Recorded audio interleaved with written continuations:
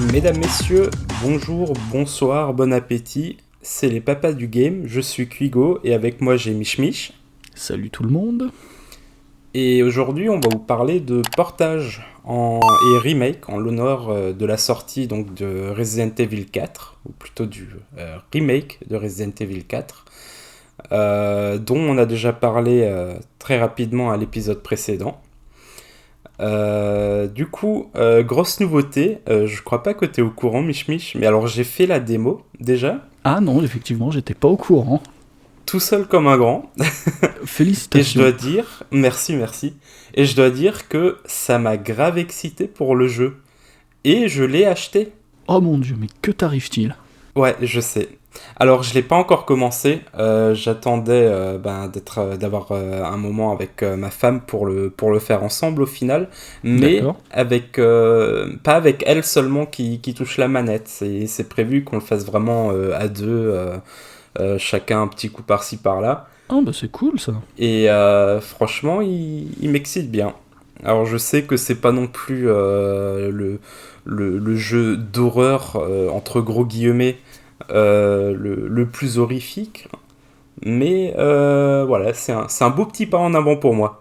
Bah écoute, félicitations, effectivement. Bah alors je me suis pas beaucoup renseigné sur le remake parce que je me dis qu'un jour je vais vouloir le faire, donc je veux pas trop me spoiler l'expérience, mais de tous les retours que j'ai vus, ouais, effectivement, ça a l'air de casser la baraque, donc ouais, c'est clairement cool, puis c'est cool que tu arrives à rentrer dans un jeu comme ça, toi qui es pas très client de ce genre-là habituellement. Ouais, Bon, même s'il y a un espèce de micro-débat que j'ai vu traîner sur Twitter, à savoir Resident Evil 4, jeu d'action ou Survival Horror, on sait pas.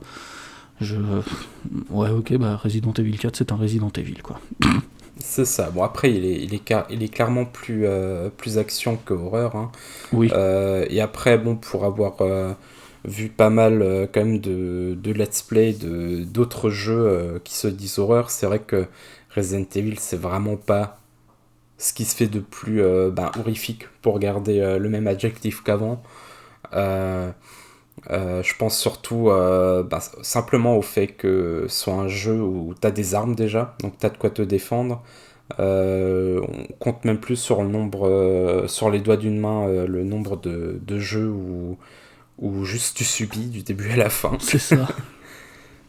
Et ça, c'est pour le coup, c'est quelque chose qui moi, m'angoisse vraiment. Ce côté, juste tu te démerdes, il se passe des trucs et tu peux rien faire contre, quoi. Tu fais que courir. C'est ça, court. C'est un bon simulateur de cardio. C'est ça. Alors t'imagines en VR le truc. Ah, ça peut Non. être rigolo, mais non.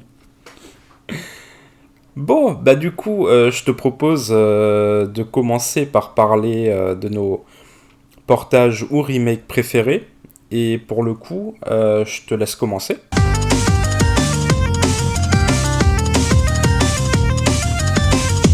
Eh ben c'est parti, écoute. Moi, dans mes portages préférés, bah évidemment, dans remake, remaster, portage, hein, on a regroupé les trois. Dans les préférés, évidemment, je vais tirer sur l'éléphant dans la pièce tout de suite. La MGS HD Collection, évidemment. Ah oui. Puisque je me trouve avec MGS 2, 3 et 4 dispo sur la PS3, alors que MGS 2 et 3, c'était de la PS2, donc j'étais bien content quand ils l'ont annoncé. Ils ont même fait comment ils appellent ça, une Legacy Collection où C'est t'avais... ça. alors en fait, t'avais la HD Collection où t'avais MGS 2 et 3 qui venaient de la PS2, plus Peace Walker qui venait de la PSP. Mm. Et après, t'avais la Legacy Collection que j'ai acheté aussi parce que je suis un gros Yankee. Et donc, t'avais tout ça, plus MGS1 en code à télécharger, plus MGS4. Enfin, c'était le pack salade tomate oignon de l'époque. Bah, du coup, c'est remaster. Enfin, pas des remasters, c'est plus des remakes. Je les ai pas mal appréciés. Bon, ils sont pas sans défaut, mais je les ai bien appréciés. Donc, ouais, quand j'avais encore ma PS3 branchée, j'y rejouais régulièrement. Et donc, ouais, ça reste le premier remake que j'ai bien aimé. Mm. Alors, Et toi, alors? Vas-y, alors dis-moi. juste pour rebondir là-dessus, le 2, je l'avais fait aussi, effectivement. J'avais une famille la main aussi sur la collection HD à l'époque. Et c'est vrai que ça se jouait plutôt pas mal, c'était assez sympa.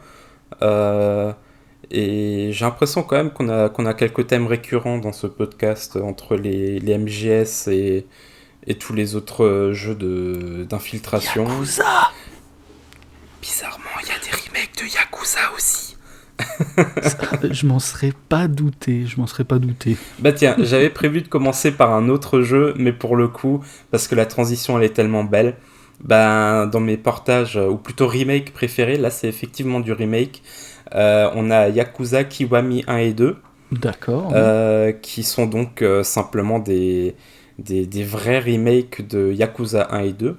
Alors pour le coup, j'ai jamais eu le plaisir, ou plutôt le malheur, je crois, de jouer aux deux premiers Yakuza qui étaient sortis sur PS2. Je pense honnêtement pas que j'aurais été autant fan si j'y avais joué à l'époque. Ah ouais, carrément. Ouais, j'ai quand même vu pas mal de vidéos, du gameplay, des cinématiques et tout. Alors je dis pas, c'était déjà assez ouf ce qu'ils faisaient à l'époque avec la PS2, mais surtout en termes de gameplay, c'était bien plus mou. J'en ai une euh, toute petite touche avec Yakuza 3. Donc là, c'est du remaster, pas du remake. D'accord. Donc qui était sorti dans la collection il y a 2 ans sur PS4. Et effectivement, le gameplay vieille époque des Yakuza, c'est vraiment pas ma tasse de thé. C'est euh, ultra strict, c'est très carré, mais pas en bien. D'accord. C'est chiant, honnêtement, c'est chiant. Oh merde. Pour le coup, une fois que j'ai eu le déclic donc des Yakuza, de comment y jouer, de faire toutes les quêtes annexes, parce que ça a tout autant d'intérêt que le jeu principal, enfin que l'histoire principale, pardon. Le 3, c'est le seul où j'ai pas pu. C'était juste, ok, ligne droite parce que je peux pas. D'accord, ouais, le côté un peu vieillissant du gameplay, C'est ça, ouais. ça t'a pas. Parce que si j'ai bien compris, ouais, pour le Kiwami 1 et 2, c'est pas juste un remaster où ils ont collé des textures HD, ils ont bien remanié Non, le truc, ils ont modernisé le gameplay et tout, donc et ça t'a plu. c'est ça. Bah en fait, donc Kiwami 1 et 2. Alors Kiwami 1, si je me trompe pas, il était encore sur le moteur de jeu qu'ils avaient pour les jeux fin PS3, début PS4. D'accord. Et Kiwami 2, c'est le premier des remakes qui tournait sur le Dragon Engine, donc qui était le nouveau moteur de jeu qu'ils avaient développé à partir de Yakuza 6, il me semble. Ok. Parce que oui, bon, il y a tout qui est un peu sorti en même temps. En fait, ils ont enchaîné, en tout cas en Europe à l'époque, la sortie de Zero, qui est donc la grosse préquelle de toute l'histoire, suivi du 6, suivi du 1, suivi du 2, suivi de 3, 4, 5. Ouais, je me souviens qu'à l'époque, là, c'est sorti sur une période de temps relativement courte en plus. Ouais, sur 2 ans, 2 ans et demi, un truc du style. Ouais, c'est ça, moi je m'étais dit, bon, j'ai vu Yakuza 6, j'ai vu Yakuza 0, machin et tout, je me suis dit, ouais, ça m'intéresse, mais avec tout ce qui sort, ok, on commence par quoi? Par le plus récent, par le plus ancien, je sais pas. Ouais, Et c'est vrai que c'était un peu brouillon comme sortie, j'avais trouvé, mais ouais, bon. ouais, ouais. Ah, c'était. Bah, disons que, effectivement, pour quelqu'un qui connaît rien ou qui a envie de se lancer dans le truc, sans vraiment savoir qu'est-ce qui est quoi, parce que bon, c'est bien mignon de mettre du 0, du 6, du 1, surtout après avec la nomination Kiwami en plus, donc tu sais pas, est-ce que c'est un spin-off Bah parce que c'est ça ça, veut ouais. rien dire pour nous, Européens, ça veut rien dire Kiwami. Et c'est vrai que c'était très bordélique comme ils ont fait ça, mais il faut quand même leur laisser que pour une série qui avait quand même fait relativement peu de ventes en dehors du Japon à l'époque, ils ont quand même eu les coronets de tout sortir, de tout remasteriser ou remaker, et ça c'est pas donné à tout le monde honnêtement. Ah, clairement. Clairement, mais ouais, c'est vrai que le côté, ouais, voilà, il y a l'espèce de sous-titrage Kiwami, à côté t'as le 0, à côté t'as le 6. C'est vrai que c'était un peu confus, donc ouais, c'est peut-être pour ça que j'ai pas touché à la série à l'époque. Oui, ça se comprend. Alors, on va faire un très rapide aparté, donc juste pour clore la discussion une fois pour toutes. Commencez par le 0, ensuite vous faites Kiwami 1 et 2, Ensuite, vous prenez la collection HD 3, 4, 5. Et ensuite, vous faites le 6, Judgment, Like a Dragon, Lost Judgment. Et après, vous êtes prêt pour ce qui va sortir cette année. Et du coup, entre-temps, il y a aussi donc un vrai remake de Ishin qui est sorti. D'accord. Celui-là, vous pouvez le laisser de côté au début parce que c'est vraiment du pur spin-off. Mais qui était très bien. Ok. Par contre, au final, j'ai absolument rien dit sur Kiwami 1 et 2 à part le moteur de jeu, donc je vais juste prendre encore 30 secondes pour ça. Vas-y, C'est vas-y. bizarre, à chaque fois que je parle de Yakuza, ça dure un quart d'heure. Bah, c'est comme moi avec MGS, hein, ça peut durer 2 semaines. C'est vrai. Du coup, ouais, Kiwami 1 et 2, donc bah, c'est simple, c'est juste une version ultra modernisée donc de Yakuza 1 et 2, donc avec la même qualité d'écriture. Donc l'écriture, elle était déjà bonne à l'époque, mais là, c'est aidé par la technologie, avec les cinématiques, etc. Parce que bon, Yakuza, quand on se lance, faut s'attendre sur 40 heures de jeu, il y a 10 à 15 heures de vidéo et ou dialogue. C'est bah, un peu comme MGS d'ailleurs. Sauf que MGS, je crois que c'est plus du 50-50. Ouais, MGS, en fait, sur les 40 heures, t'as 15 heures de gameplay, 25 heures de Ouais, cinématique. c'est Hein. ça. Voilà, et du coup, ben, pareil, tout qui a été modernisé, les mini-jeux qui sont ultra fun à faire, euh, les sub-stories, donc les histoires annexes qui ont toujours ce brin d'humour, mais qui ont quand même été un peu modernisés. Donc on va avoir quand même des trucs qui passaient à l'époque, qui ne passeraient plus maintenant. Surtout en rapport avec des transsexuels, des personnes gays, ce genre de choses qui vont être modernisées, D'accord, où ouais. ça va plus être pris sur le ton de la rigolade, mais plus sur un ton, alors je vais pas dire sérieux non plus, mais où on sent que au final la vie des développeurs c'est simplement que vivez votre vie comme vous le voulez, ce qui est très bien, je trouve. Oui, C'est oui. quand même un des rares développeurs japonais à faire ce genre de choses, hein. Euh, Il y a eu des remakes ou des portages ou des versions 1.5 d'autres jeux bien plus récents. Là, c'était rien à foutre. On laisse les trucs transphobes, homophobes dedans. Bref, voilà, c'est une petite anecdote que je trouve quand même est sympa. Et surtout, bah, on a eu des versions non censurées. Parce qu'à l'époque, quand ça sortait en Europe ou aux US, il y a absolument tout qui était censuré. Donc, t'allais boire un verre avec une hôtesse, sachant qu'il y a zéro nudité dans les jeux, il y a aucune scène de cul ou quoi que ce soit. Et pourtant, c'était censuré vraiment de partout. C'était assez incroyable de ce que j'ai lu, parce que du coup, comme dit, j'avais pas joué. Mais je me souviens encore à l'époque, les premiers Yakuza qui sortaient, t'avais un tableau de censure, ça te prenait la page A4 sur le magazine de jeux vidéo que tu lisais, quoi. Ah oui, quand même. Ouais, ouais, c'est assez incroyable. Donc voilà, c'est les versions définitives, pour moi en tout cas, de ces deux jeux, parce que c'est moderne, c'est beau, c'est fluide, il y a des ajouts, mais sans dénaturer le tout. Et surtout, le gameplay, il est vraiment. On n'a pas l'impression de jouer à quelque chose de PS2, on a vraiment l'impression de jouer à quelque chose qui a été pensé pour aujourd'hui. Et ça marche super bien. Non, ça c'est cool, ça. Ça c'est cool, ça me donne encore plus envie de jouer à Yakuza, mais je sais que j'ai toujours pas le temps de m'y mettre. Mais ouais, le fait de savoir que vraiment ils ont bien, au final, ils ont bien structuré leur série avec leur remake et tout, malgré la sortie un peu bordélique d'il y a quelques années, c'est encourageant. Alors par contre, je crois le seul défaut qu'il peut y avoir pour la plupart des joueurs, c'est que à l'époque sur PS2, Yakuza 1, peut-être le 2, je sais pas, mais le 1 oui, avait une VF que n'ont pas Kiwami 1 et 2, si je dis pas de bêtises. Alors, effectivement, alors si je ne me trompe pas, de tous les remakes, remasters, portages, tout ce que tu veux, le seul à avoir une vraie VF, c'est Lost Judgment. Alors, je suis pas sûr, moi personnellement, j'y joue en japonais sous-titré anglais, parce que voilà, je suis un snob de la VO, hein, tout simplement. Mais il me semble effectivement que Lost Judgment est le seul qui est disponible avec une vraie VF. Tous les autres, au mieux, c'est de la version anglaise sous-titrée français.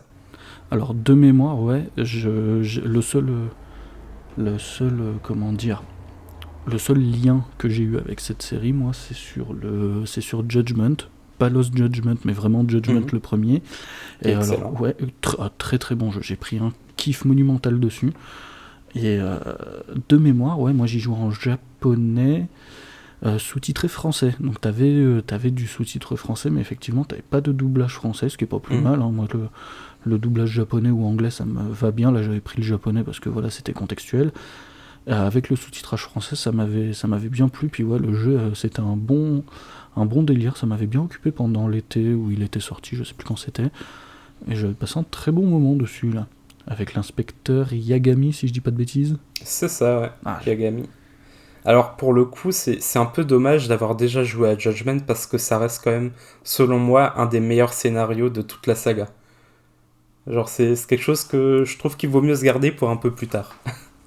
bah, en fait, moi, au départ, c'est tout bête, hein, mais j'avais su que Judgment était plus ou moins lié à la série Yakuza, mais on me l'avait vendu comme étant un spin-off, genre Bah c'est le éloigné. cas, hein. Ouais, mais Ouais, genre ouais. éloigné en mode c'est le cousin au 36e degré par alliance du mariage avec le cheval à son beau-frère.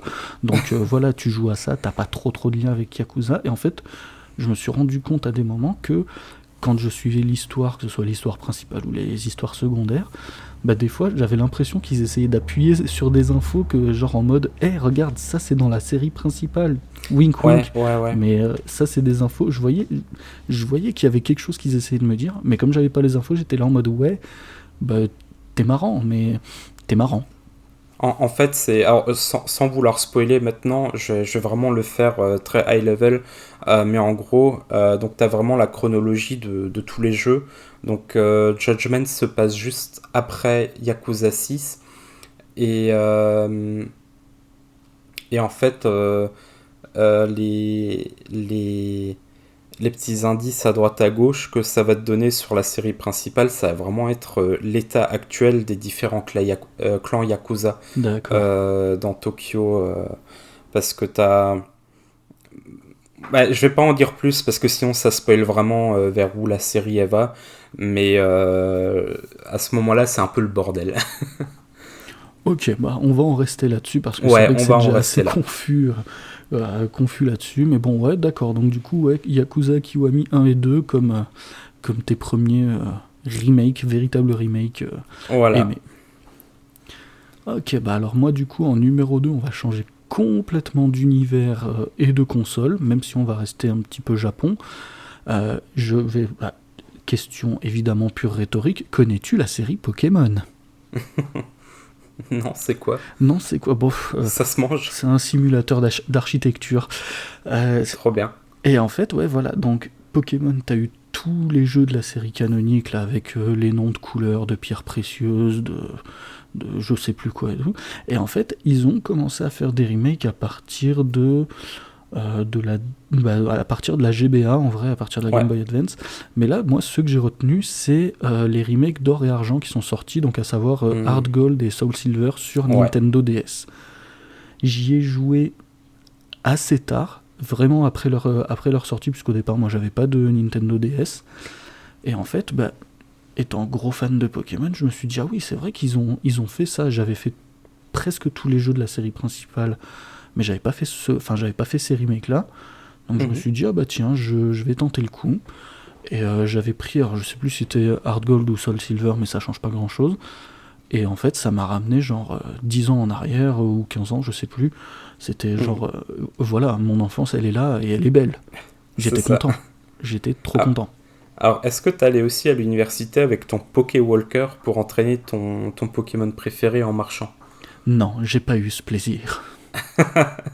Je l'avais pris à la sortie. Moi, c'était le Silver, parce que Lugia, simplement, meilleur Pokémon, avec Gardevoir. Et du coup, bah, j'avais pris l'édition Day One, machin, avec le Pokéwalker, effectivement.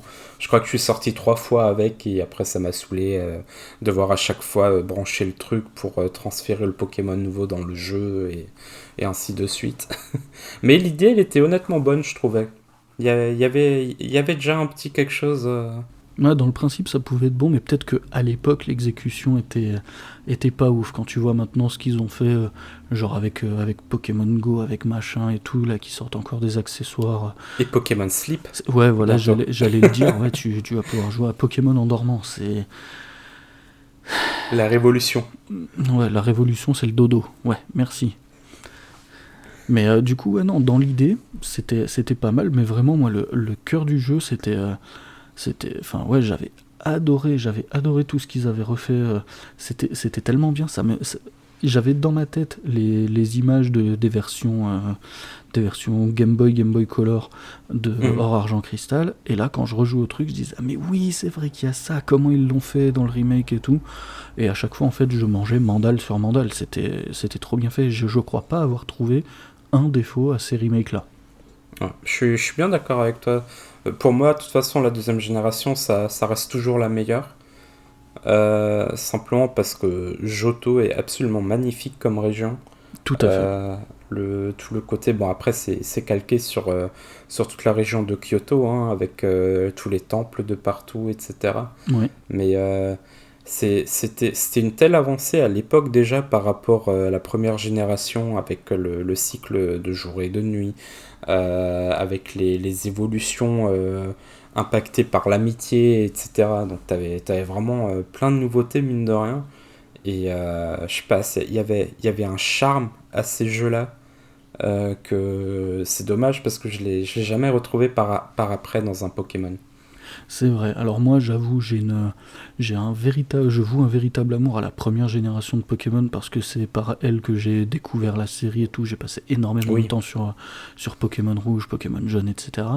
Mais c'est vrai que la seconde génération, mais j'y ai passé un nombre d'heures et je me souviens encore limite de ma réaction et de la tête que j'ai tirée quand j'ai fini la région de Johto, j'ai fait la ligue et que là le jeu il te dit au fait, tu te souviens de Kanto? Ben tu vas y aller. Et j'étais là en mode, mais non, on va pas refaire tout le premier jeu. Eh ben si, ils m'ont retanké tout le premier jeu juste après le périple à Johto qui était magnifique. Du coup, j'ai pu redécouvrir Kanto, ben, déjà remaké à l'époque en fait, quasiment. Mhm. Ouais. Et j'étais là en mode, oh, mais c'est trop bien. Et la dernière bataille contre Red, donc mon moi de la génération d'avant, j'étais Mhm. là en mode, mais c'est exceptionnel. Exceptionnel. Ouais, c'était assez incroyable à l'époque. Et ça a quand même tellement marqué les gens que à chaque fois qu'un nouveau Pokémon est annoncé, le premier truc que ça va demander, c'est est-ce qu'il y aura deux régions? Mais c'est Est-ce qu'on ça. va retourner quelque part? Et à chaque fois, c'est la déception. Mais c'est ça, c'est un exploit qu'ils ont réussi à faire sur ces versions-là, et que je crois pas qu'ils ont réussi sur les autres jeux. Après, j'essaie de réfléchir, mais j'ai pas souvenir que t'es. Non, il n'y en a aucune autre où tu fais deux régions. Non, t'as eu quelques petits coins, une fois les ligues Pokémon terminées, dans je sais plus quelle version, Ouais, où un t'avais petit. quelques Ouais, îles ouais. à droite à gauche, mais t'avais pas une région, enfin. Non, C'était. Ouais, non, franchement, ouf. Franchement, exceptionnel. ouais. Ah, c'était un coup de maître, ça, à l'époque. C'est- Et surtout, Carrément. comme tu dis, c'était inattendu. Il n'y a pas grand monde qui le savait avant de jouer effectivement au jeu, quoi. Bah, c'est ça, moi gamin, je me dis, ah bah, j'ai fini, ok, c'est cool, mais maintenant la suite. Et là, le jeu, il te dit, bah tiens, la suite, elle est là. Voilà. C'est juste trop bien. Tout aussi simple. C'est ça. Bon, et du coup, te concernant, ton deuxième remake, remaster, portage, salade tomate oignon préféré. Alors, je vais faire quelque chose de totalement inattendu Parler de après Yakuza. Yakuza. Non, justement, après avoir parlé de Yakuza, je vais parler de Final Fantasy. Ah, j'aurais presque pu le prédire. Parce que quand même, FF7 Remake, c'est pas rien, quoi. Effectivement. Alors ce jeu, alors je dois dire que avant de jouer à FF7 Remake, FF7, je l'ai commencé peut-être 5 fois. J'ai jamais fait plus que Nibelheim à l'époque. À chaque fois, genre, je perds la motivation après 6-7 heures de jeu, grand max. Et pourtant, là, pour le coup, c'est même pas une histoire de graphisme ou quoi que ce soit, parce que bon, un gameplay de JRPG, ça reste un gameplay de JRPG, ça se joue magnifiquement bien, quoi. Oui, oui. Mais j'ai toujours perdu la motivation. FF7 Remake était tellement bon, à mon goût en tout cas, ça m'a fait enchaîner par l'intégralité de l'original quand même. Putain, ça c'est beau. Ouais. Et bah du coup FF7 Remake c'est une histoire beaucoup plus étendue, simplement parce qu'on se laisse le temps d'explorer Midgard. Ce qui était effectivement quelque chose que de base je trouvais toujours dommage dans l'original, c'est que tu as cette immense ville, ils ont jamais fait une ville qui prenait autant de place physiquement dans le jeu. Oui. Euh, et au final, c'est vrai qu'on n'en voit rien, on passe d'écran en écran, et tu sens qu'il y a de la vie, tu sens qu'il y a une histoire, et tu la vis l'histoire certes, mais t'as pas le temps d'avoir cet attachement émotionnel à la ville et à ses habitants. Et là, pour le coup, alors effectivement, je comprends ceux qui disent que ouais, mais un passage de 5 heures, en faire 35 heures de jeu, c'est abusé. Euh, je comprends totalement. C'est comme faire du Hobbit 3 films, quoi. C'est... Une aberration. Voilà. Sauf que là, pour le coup, je trouve que ça a carrément bien fonctionné. Les persos, ils sont travaillés de ouf. Genre, tu sens beaucoup plus l'évolution déjà rien que de Cloud dans ce qui à l'époque était vraiment 5-6 heures. Là, tu l'as sur 35 heures. Après, ben, ça aide que ça ait sauté 4 générations de consoles, non, 3 générations de consoles, pardon. Euh, T'as tout le côté technique qui est assez incroyable, sauf certaines textures, on en parlait la dernière fois déjà. Hein. Tout à fait. La musique qui est incroyable aussi. Mention spéciale à Genova Quickening, donc j'en dirai pas plus, mais un des boss à la fin. Oui. Elle est absolument incroyable, genre le truc qui dure 7 minutes, c'est honnêtement au niveau, voire au-dessus de One Winged Angel, pour dire. Ah ouais, carrément. La version, je me souviens plus du nom de la musique, c'est quand t'es dans le tunnel effondré, t'as une sorte de version un peu trip-hop, psychédélique, électronique, Ouais, je vois. d'un morceau du jeu de base qui était juste une pauvre compo MIDI. Mais voilà, le truc, ça m'a fait exploser le cerveau tellement c'était bon, tellement tu t'y attends pas aussi.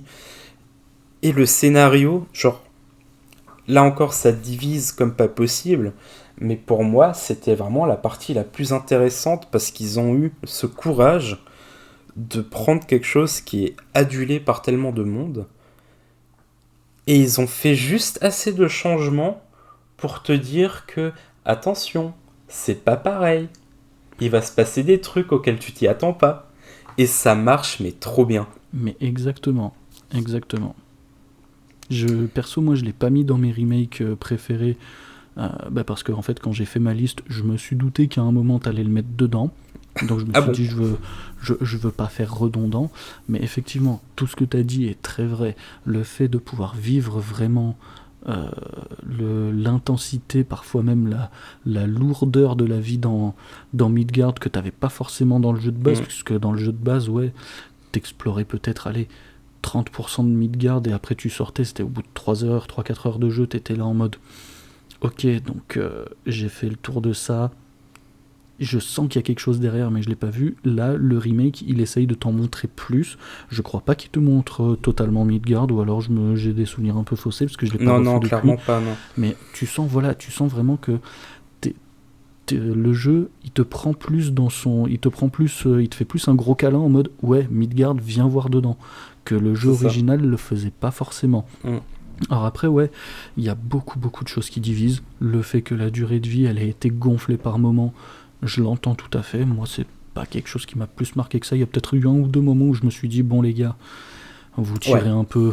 Ok, je suis d'accord. je comprends, mais Le cimetière de train, il aurait pu être coupé d'une petite demi-heure facile. ouais. Et c'était quoi? Ben justement le tunnel effondré, c'est vrai que là c'était littéralement un écran dans l'original et ils en ont fait une mission d'1 heure et demie quoi. Ben c'est ça. Après, ouais, comme t'as dit, le fait d'explorer plus en profondeur certains personnages qui n'étaient pas forcément dans le jeu original, ça a apporté beaucoup. Puis comme t'as dit, Ouais, l'aspect technique, il a évolué, la mise en scène, elle est pas la même que dans le jeu original. Il y a des trucs qui nous sont montrés en plus. Et puis comme t'as dit, ils avaient un monument entre les mains. FF7, c'est littéralement l'un des plus gros monuments du jeu vidéo. mm, Et ils ont osé, pas le changer totalement, mais l'altérer un petit peu en mode, ouais, à l'époque, ça se faisait comme ça, mais là, on est, Qui sait? on est 15-20 ans après, les gars, on sait ce qu'on fait, et vous allez prendre une baffe. Les mecs, ils nous C'est ont dit ça. clairement, vous allez prendre une... Alors, en bien ou en mal, hein, parce que je pense que les puristes vraiment 100% fanatiques de l'univers FF7 euh, ont déjà ou vont probablement hurler avec la suite qui sortira. Mhm. Mais moi, de mon point de vue, ça reste quelque chose d'intéressant à faire dans le sens où, bah, ouais, ça te permet de redécouvrir un monument du jeu vidéo et ça peut même te donner la motivation, comme tu l'as dit, de voir l'original tel qu'il était. Moi, je me souviens, j'ai discuté avec un collègue à moi, un bon ami, qui me disait ouais voilà le remake j'ai fait le FF7 remake et c'était tellement bien que bah, je suis allé sur le store de la PS4, je me suis payé l'original comme ça, et du Ouais. coup le mec se retrouve à jouer sur une télé 65 pouces 4K machin et tout, à torcher FF7 de la PS1. Et, Totalement normal. mais en fait, moi je trouve ça beau que le remake il ait donné Oui, envie comme ouais, ça clairement. d'approfondir vraiment le lore FF7, parce que là c'est clairement un lore vraiment au sens large du terme qu'on a, puisque t'as le remake qui te dit ouais, ça se passe comme ça, et puis quand tu vois la scène de fin du remake, tu dis au fait, what if que, que- qu'est-ce que comment tu réagirais si on te disait que bah, ce que tu connais par cœur de FF7, ça peut, comme ça peut pas se passer comme ça. Et t'es là, tu dis bon. C'est exactement ça, ouais. Et ce que j'ai bien, enfin moi ce que j'ai bien aimé, que d'autres ont probablement détesté, c'est que ce sentiment-là, en fait, je l'ai eu vraiment sur peut-être les 3 minutes de fin de cinématique de ce foutu jeu. J'étais là en mode, j'ai fait tout le jeu, je me suis dit ouais bon ok, FF7, je suis pas un ultra gros spécialiste, un méga fan machin et tout, mais je connais un petit peu. Et quand j'ai vu la scène de fin, comment elle était faite, je me suis dit non mais attends, qu'est-ce qu'ils sont en train de faire là les gens? D'un côté, c'est ouf dans le bon sens du terme parce qu'ils osent faire des trucs et ça c'est très bien, mais d'un autre côté c'est ouf aussi parce qu'ils jouent quand même dangereusement avec le feu. Ouais. Et puis, important aussi, c'est le premier FF à m'avoir donné confiance en Square Enix pour des JRPG orientés action. Parce que autant FF15, je le trouvais sympa, mais c'est vrai que le gameplay, c'était littéralement reste appuyé sur rond pendant 35 heures. C'est un peu ça, oui. Autant là, il y avait vraiment une recherche beaucoup plus approfondie de comment est-ce que tu fais du tour par tour moderne. Et en fait, c'est pas du tour par tour en plus de ça, mais quand même un peu. Bah, sachant que C'est pour les plus puristes, tu peux avoir en plus, véritablement un oui, tour par tour. en plus, franchement, à ce niveau-là, c'était vraiment un coup de maître. Et en termes de gameplay, c'est un de mes jeux préférés, vraiment. Parce que t'as quand même le côté classique du jeu de rôle tour par tour, mais avec cette modernité, c'est un peu. Il y a beaucoup de monde qui va me taper dessus, mais c'est un peu l'évolution perfectionnée de FF13 au final. D'accord, ouais. FF13, j'avoue, il faut que je le refasse parce que j'avais fait le début bah, du premier FF13 que j'avais trouvé sympa mais qui était un peu... Il m'est un peu tombé des mains à l'époque, donc il faudrait que je le refasse, mais je vois un petit peu ce que tu veux dire. Ouais. C'est FF13, tu sens qu'il y avait des idées. L'exécution, elle n'était pas encore optimale. Je pense que s'ils avaient poussé un tout petit peu plus loin leur délire, il y avait moyen de faire vraiment quelque chose de très très bien. Alors je dis pas qu'il est pas bon. Personnellement, j'ai beaucoup aimé le 13 pour ce qu'il est. Mais il manquait le petit truc en termes de gameplay pour me dire que c'est vraiment un bon jeu. Ouais. Là où FF7, enfin Remake, a réussi à faire le pas de plus, où je me dis qu'ils ont révolutionné le genre un peu. D'accord, ouais. Moi, je vois ce que tu veux dire, ouais, ça fait sens. Bon, je crois qu'on a assez parlé de FF7 maintenant. Et ouais, ben, du coup, moi, avec mon troisième et dernier jeu adoré, j'en avais d'autres, mais je les garde pour les mentions honorables, on va dire. Mais Ouais. dans mon portage préféré, parce que là, c'est ni un remake ni un remaster, Mhm. on va quitter complètement, enfin, complètement. presque complètement ce monde de RPG, de machin et tout, pour parler d'un jeu de shoot en VR. Et là, tu te Super demandes. hot. Non, même pas. Même pas? Même pas, puisqu'en fait, Superhot, à la base, me semble-t-il, était prévu pour de la VR, et ah non, il n'était pas prévu pour de la VR, il avait été fait lors d'une Game Jam, et c'est après qu'ils l'ont porté en VR. Non, là, moi, de ce dont je veux parler, c'est Borderlands 2 sur PSVR. Ok. Alors, c'est clairement le truc, je pense pas que beaucoup de gens s'attendent à ce que je dise ça, même moi, quand je faisais ma prise de notes, là, je me suis dit, en fait, pourquoi pas. Et en fait, si, je me souviens que j'avais eu donc le casque, le PSVR 1 à l'époque, Mhm. et quelques temps après, je m'étais trouvé l'espèce de fusil, là, le aim controller, je crois qu'ils appelaient ça. Oui, oui, oui. Je l'avais trouvé pour pas très très cher, parce que je crois que l'accessoire, c'était pas super bien vendu. Et j'avais récupéré aussi sur le store Borderlands 2 en version VR. Et j'avais testé un premier coup au casque avec alors je sais plus si c'était avec la manette PS4 ou les PS Move. Et je m'étais dit, ouais, ok, c'est cool, mais au niveau des déplacements, des machins et tout, c'est un peu, ça patauge un peu, c'est pas très précis, donc c'est sympa sans plus. Et j'ai retesté avec le aim controller qui a l'intelligence de proposer un stick gauche, donc de pouvoir te déplacer de manière fluide. Mhm. Ça a révolutionné ma manière de jouer. J'ai trouvé l'expérience vraiment très très bonne. D'autant plus bonne que les limitations techniques du premier PSVR font que les jeux étaient graphiquement pas très très beaux, surtout Ouais. quand ils jouaient sur PS4 Slim comme moi. Oui.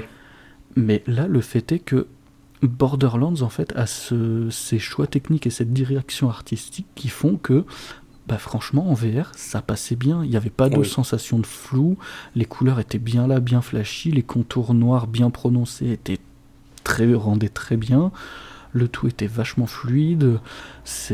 Bon, alors, pour ceux qui sont atteints de motion sickness quand ils jouent, c'est pas avec Borderlands 2 VR que ça va s'améliorer, mais clairement moi qui étais à l'époque, parce que là je pense que j'ai perdu un peu, mais à l'époque j'étais assez friand de la VR, j'avais pas ces problèmes là, j'ai enchaîné des heures sur Borderlands 2 VR, alors je l'ai pas fini parce que manque de temps, puis bon, installer le PSVR, fallait y mettre la veille pour pouvoir jouer le Oui. lendemain.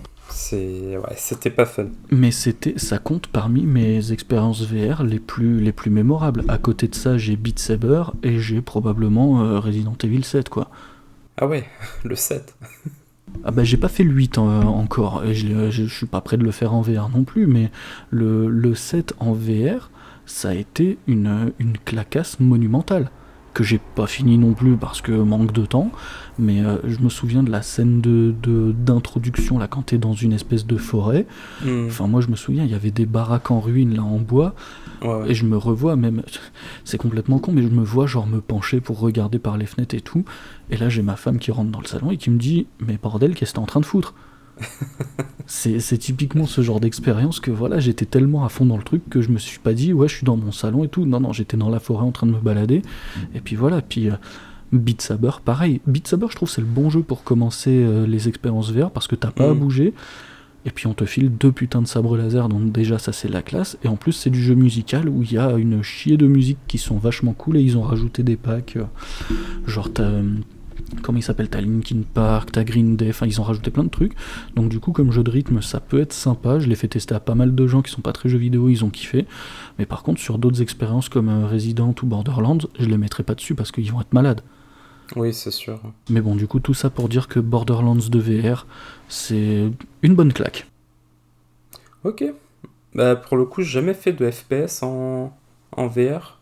Alors j'en avais fait un autre aussi qui était sympa, alors je crois qu'il s'appelait Farpoint ou je sais plus, un truc comme ça.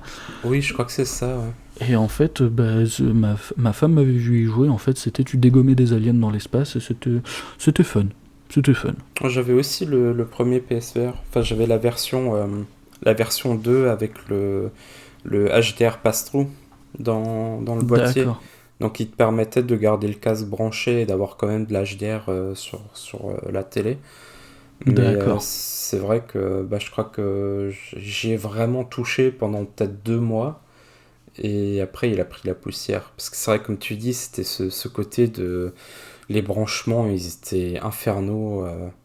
Ah, puis t'as le C'est... câble qui pend, t'es relié à un boîtier qui est Ouais, relié c'est à la ça. console et tout. Puis honnêtement, je vois tellement de vidéos de gens qui tabassent leur télé sans faire exprès ou ce genre de truc, ça me donne pas envie. Oui, ça aussi, c'est vrai que quand on joue à la VR, faut prévoir de la place, sinon c'est Oui. compliqué. Oui, puis surtout, j'avais dans l'appart avant, j'avais absolument pas de place pour ça aussi. Ouais. Ah bah ouais. Alors si c'est pour se prendre le tibia en continu dans la table, c'est pas la peine non plus. Non, non, c'est sûr. Alors du coup, toi, est-ce que t'as un autre remake, remaster, portage préféré ou pas? Alors non, j'ai plus de remake ou portage préféré. Par contre, j'en ai un que j'aime pas. Alors, avant de faire ceux que t'aimes pas, je veux juste faire des petites mentions honorables dans ceux que j'ai bien aimés, mais dont j'ai pas forcément parlé ici. Je t'en prie. Alors, en numéro un, j'ai la Crash Bandicoot Insane Trilogy, Mhm. parce que voilà, la claque. Demon's Souls PS5, Oui, oui, effectivement. qui à l'époque était, je crois, le seul jeu qui me motivait à acheter une PS5, et c'est franchement ouf de se dire que c'est un remake de jeu PS3 Ouais. qui voulait me faire acheter un jeu PS5. J'ai tellement hâte de voir ce que Bluepoint va nous pondre en ayant enfin le droit de faire leur propre jeu. C'est ça, enfin. Mention honorable aussi pour Beyond Good and Evil HD. Alors, c'est pas tant pour la qualité du remake qui est quand même très bonne, mais c'est juste pour rappeler à tout le monde que ce jeu existe et qu'on peut donc jouer à Beyond Good and Evil sur Xbox One, sur Xbox Series, puisqu'il est rétro-compatible. Et je m'en suis souvenu vraiment quand je faisais mes notes là, parce que sinon je l'avais complètement zappé ce remake. Mhm. Et en dernier, d'après mes notes, Tony Hawk's Pro Skater 1 et 2, parce que les jeux de la jeunesse, les jeux de skate, c'était trop bien, et que le remake du Tony Hawk's Pro Skater 1 plus 2, il était ouf. Il était vraiment bien. Faut se l'accorder. C'était quand même le moment où on pensait que Activision allait de nouveau nous faire des bons jeux vidéo aussi. Entre Oui, ça et Crash. oui, c'est ça, on a eu une lueur d'espoir. Voilà. Elle a pas duré longtemps, mais elle était là. C'est ça, c'est ça. Et donc du coup, bah maintenant, ouais, je te propose de passer au remake, remaster, portage qu'on a un peu moins apprécié. Alors du coup, si vous écoutez les papas du game, vous le savez, j'ai jamais joué moi-même intégralement à un Resident Evil. Par contre, je les ai tous vus. Ouais. Et Resident Evil Remake 3, c'est une immondice. Ah ouais, immondice, carrément. Ouais, carrément. Entre le Nemesis en carton, la moitié du jeu qui manque, juste cette infériorité immédiate par rapport à Remake 2. Enfin, le truc, tu le ponces en 4h30, quoi. C'est incroyable quand même pour Resident Evil 3. C'était quand même un peu un des porte-étendards techniques et en termes de qualité avec le 2 de la PS1. Ouais. Et là, ils te pondent un truc vraiment fait. Enfin, ça donnait l'impression d'être fait à la va-vite, quoi. Genre, autant techniquement, il est propre parce qu'il est sur le RE Engine, qui est quand même un des meilleurs moteurs du moment, faut le dire. Ouais. Mais il était vide, mais d'un vide sidéral. Genre, c'est incroyable d'avoir réussi à autant tronçonner le jeu de base, quoi. Bah ouais, moi je me souviens qu'à l'époque de ça, alors à l'époque de la sortie du remake du 2, j'avais vu dans la presse, c'était ouf, le remake était super bien accueilli et tout, et ils ont annoncé le remake du 3, je me suis dit bon, ça va être à peu près dans la même veine et tout, ça va être cool. Oh la douche froide, Ouais. quand les tests y sont tombés, je me suis dit mais non, en fait les mecs, ils se sont dit c'est bon, on a fait le remake du 2, on a été ouf, c'est bon, on souffle un peu, ils veulent un 3, on leur pisse un 3 à la va-vite, et puis voilà quoi. Ça m'avait fortement surpris cette affaire-là. Ouais, mais c'est ça. Alors, autant dans Remake 2, t'as la narration complète de l'original qui est transportée en 3D avec un gameplay moderne, TPS. Et le truc, il fonctionne, il est incroyable. Personne n'y croyait à l'époque et ils ont vraiment réussi à surprendre le monde entier avec un remake de Resident Evil 2 qui fonctionnait bien. Et surtout, ils ont réussi à te foutre les chocottes avec Mister X.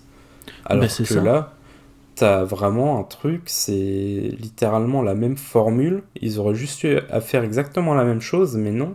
Ils te foutent un Nemesis en carton. Le truc, t'as plus de cinématique avec lui que vraiment de scènes de combat. À chaque fois, ça se termine en mode ah bah en fait, par hasard, c'est bon, t'as réussi à le buter vite fait, bien fait. ou alors t'as réussi à t'échapper. Les combats, ils sont pourris contre lui aussi. Enfin, c'est vraiment genre Nemesis, il fout pas peur dans le 3, quoi. Genre Mister X, t'as eu respect devant lui, tu dis ok, je me casse. Ouais. Nemesis, t'as juste envie de dire bon bah ok, 3 chargeurs de pompe et c'est bon, quoi. On passe à la suite. Et ouais, et puis comme dit, il manque la moitié du jeu.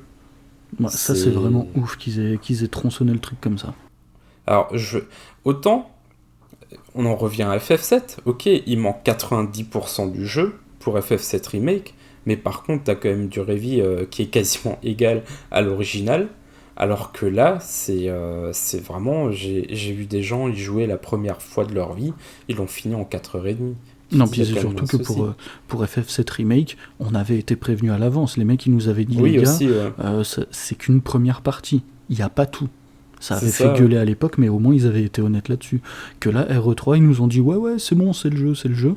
Et là, t'arrives, alors ouais, moi je l'ai pas fait, je suis pas spécialiste de Resident Evil 3, mais effectivement, le truc, il est tronçonné dans tous les sens, il est charcuté. Et puis ouais, du point de vue gameplay et tout, ouais, j'ai un collègue assez fan des Resident Evil, il m'a dit, ouais, je l'ai pris. Comme t'as dit, 4h30, 5h, je l'ai plié, je l'ai pu toucher. Ouais, mais c'est vraiment dommage parce que ça reste aussi un jeu mythique de l'époque PSX, quoi. Et ouais, c'était vraiment la grosse déception. Ouais, ça peut se comprendre. Même pour quelqu'un comme moi qui, du coup, l'a même pas acheté, qui a juste regardé un let's play, mais bon, tu Même là, t'as regardes eu ton let's. l'impression de te faire voler, quoi. Mais c'est un peu ça, ouais. Genre, limite, j'avais envie de dire Capcom, ma thune, là. Pour toutes les Rendez... pubs que j'ai dû voir sur YouTube, quoi. Ben c'est ça, rendez-moi mon argent que j'ai pas donné. C'est ça. Mais bon, voilà. Je veux pas m'étaler plus longtemps dessus, simplement parce que j'ai pas non plus la connaissance intime des Resident Evil. Du coup, Ouais. place à ton choix, Mich Mich. Alors moi, mon choix, bah alors je vais tricher entre guillemets un petit peu, puisque là, je vais parler de deux jeux qui sont issus de la même série. Surprise, surprise, je vais parler de Metal Gear Solid, parce que Oh. oui, il y a des jeux enfin, il y a des portages et des remakes que j'ai pas aimé là-dedans. Le premier, j'en ai déjà parlé, c'est le portage PC de Metal Gear Solid. Mhm. Alors, j'ai pas joué à la version GOG encore, parce qu'à chaque fois je la vois en solde, mais je me dis, j'ai pas envie de foutre 7,50€ dans un truc qui va me frustrer. Donc je verrai, je verrai. Mais je me souviens qu'à l'époque, quand j'y avais joué sur PC, bah, il y avait un bug bloquant, je pouvais pas continuer le jeu. Puis même, les contrôles étaient mal foutus, la reconnaissance de la manette, c'était le gros bordel. Donc ouais, MGS PC, clairement pas la meilleure version pour profiter de ce chef-d'œuvre. Et l'autre jeu que j'ai, alors je vais pas dire que j'ai détesté, mais on va dire qu'il y a des côtés que j'ai moins appréciés, c'est le remake de MGS1 sur GameCube intitulé The Twin Snakes. Le fameux. Je sais que celui-là, il est très divisif aussi. Alors, jusqu'à récemment, en fait, enfin, même encore maintenant, c'est un jeu que je porte dans mon cœur pour tout un tas de raisons, mais je lui reconnais aussi beaucoup de défauts et d'errements que, franchement, ils auraient pu s'en passer. MGS1, c'est un jeu qui, par sa mise en scène, son scénario, ses personnages, te transmet des émotions, te transmet des connaissances sur l'univers du jeu et tout. Et là, en fait, dans The Twin Snakes, bah, certes, c'est plus beau, c'est vraiment plus joli parce qu'ils ont le moteur de MGS2 pour refaire tout Shadow Moses, et ça, c'est franchement très très bien. Le gameplay, bah, c'est le gameplay d'MGS2, donc il est très très bien aussi, il n'y a pas de souci. Mais au niveau de la mise en scène, il y a certaines cinématiques où ils se sont permis d'aller complètement du côté des nanars et tout, et de faire limite un truc limite comique, mais comique Mhm. malgré lui. Ouais. Et enfin, c'était. Pourquoi Je veux dire, t'as MGS1 qui comportait déjà sa part un petit peu nanardesque, on va dire, mais qui était assumée. Et là, La fameuse japonaiserie. ben ouais, mais là du coup, c'est la japonaiserie au carré, au cube. Ouais, ouais. Là, sur Twin Snakes, je suis. Alors, ok, ils nous ont sucré la VF, qui était très bien, mais bon, c'est pas grave. C'est pas grave. La VO, elle est très bien. David Hayter fait un travail exceptionnel pour doubler Snake et tout. Y a aucun souci. Mais, bordel, qu'est-ce que vous avez fait avec la mise en scène ? Pourquoi vous m'avez fait ça ? Enfin, je veux dire, c'est le truc, ça m'a sorti du jeu. C'est... J'avais une fois vu un comparatif. Alors, le 1 sur PSX, je l'avais fait à 80%, je dirais. Ouais. Je sais plus exactement. Et bah, comme tu as dit avant, il m'est tombé des mains. Euh, et j'avais une fois vu quelques années plus tard un comparatif avec Twin Snakes, effectivement, pour ces fameuses scènes. Et c'est vrai que je me suis dit que c'est juste plus le même, c'est plus le même film, quoi. Littéralement. Ben, c'est ça, Parce en que, fait, t'as le film original et à côté, t'as, je sais pas, un remake, une parodie, je sais pas. voilà, Total Recall et Total Recall, Mais c'est par ça, exemple. c'est C'est ça. vrai que le premier, enfin les MGS en général, ils ont toujours ce côté un peu un mix film noir, espionnage, quand même très sérieux avec des moments de légèreté. Là où Oui, Twin oui. Snakes, c'est du loufoque, bon, j'hyperbolise un peu quand même, c'est pas non plus aussi grave, mais c'est vrai que le ton il est tellement différent que t'as l'impression de voir une parodie de Metal Gear Solid au final, quoi. Ben, c'est ça, autant tu vois, quand on parlait de FF7 Remake, on se disait, ils ont pris des libertés par rapport au matériel original, et ils ont bien fait. Ben là, je reconnais l'effort d'avoir pris des risques avec le matériel original, mais les gars, cette fois, vous auriez dû vous abstenir. Clairement, c'est... Et encore, le ton de FF7 Remake était relativement pareil à l'original. Alors Oui, certes, la mise en scène, elle est beaucoup plus poussée, ce qui est logique, mais le ton, il est quand même très pareil. Parce que ouais. ou en tout cas très similaire pour parler la France éventuellement aussi. Éventuellement, oui. Je suis un peu fatigué aujourd'hui, je suis vraiment désolé, mais je fais de mon mieux. Mais enfin, tout ça pour Courage, dire ça que va aller. ils ont quand même ils ont quand même réussi à garder les traductions débiles de l'époque, quand c'était pas encore... c'est un peu méchant ce que je vais dire, mais c'était pas encore un vrai métier à l'époque, traducteur jeux vidéo, donc t'as l'impression que c'est un peu des mecs qui faisaient ça dans leur temps libre. C'est ça. Euh, et du coup, c'est vrai qu'il y avait quand même certains... Mais c'est pas que vrai pour FF7, hein, c'est vrai pour énormément de jeux de l'époque, où des fois t'avais des paroles qui reflétaient absolument pas ou plutôt des dialogues qui reflétaient absolument pas le ton que le jeu voulait rendre. Tout à fait. Et du coup, des fois, tu as aussi simplement des tournures de phrases à cause de quelque chose qui a été un peu trop traduit rapidement du japonais directement, qui soit voulait rien dire, soit c'était des tournures très bizarres ou même simplement drôles parce que le contexte n'y était pas là. Et ils ont quand même réussi à les garder, ces tournures de phrases un peu bêtes, ils ont réussi à les insérer. Ça faisait des moments de lévité, mais c'était un peu du fanservice facile, gratuit, mais qui fonctionnait bien.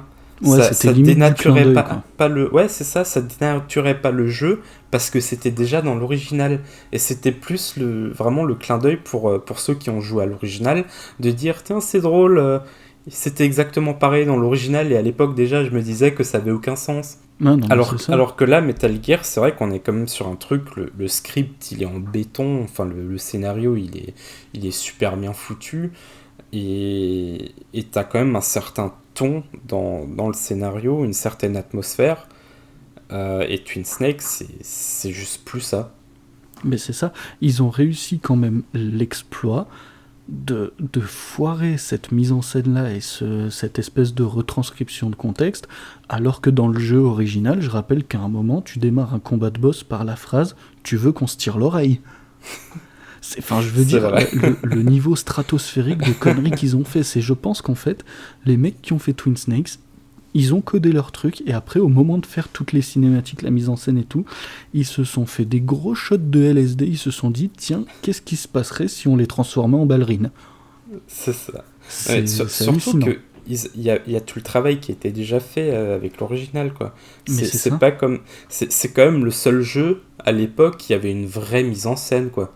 Bah, pour l'époque, t'avais pas énormément, enfin, t'avais pas beaucoup de jeux, ouais, qui te développaient un contexte comme ça et qui te le tenaient d'un bout à l'autre. Enfin, je veux dire, t'étais dans beaucoup de jeux vidéo de l'époque, t'enchaînais des niveaux parce qu'il fallait enchaîner des niveaux. Là, MGS, en fait, chaque élément était à sa place par rapport au contexte, par rapport à l'histoire. Et ça, t'as pas beaucoup de jeux à l'époque qui l'avaient. Et bah, Twin Snakes, il avait ça aussi, mais différemment. C'est ça, ouais. Non, mais il faut quand même dire ça. C'est vrai qu'il y a beaucoup de jeunes de nos jours. Je vais faire. C'est la minute boomer, voilà. C'est C'est la la minute minute papy. boomer. Euh, Il y a beaucoup de personnes un peu plus jeunes que nous qui ont peut-être même jamais entendu parler de Metal Gear Solid parce que ça fait quand même quelques années. Bon, si, il y a le 5, mais bon, c'est vrai que celui-là, pour moi, il est tellement différent, je le compte pas dans la même saga personnellement. Ah oui, mais, carrément. mais c'est vrai que les MGS 1 à 4, quand même, c'est relativement vieux déjà.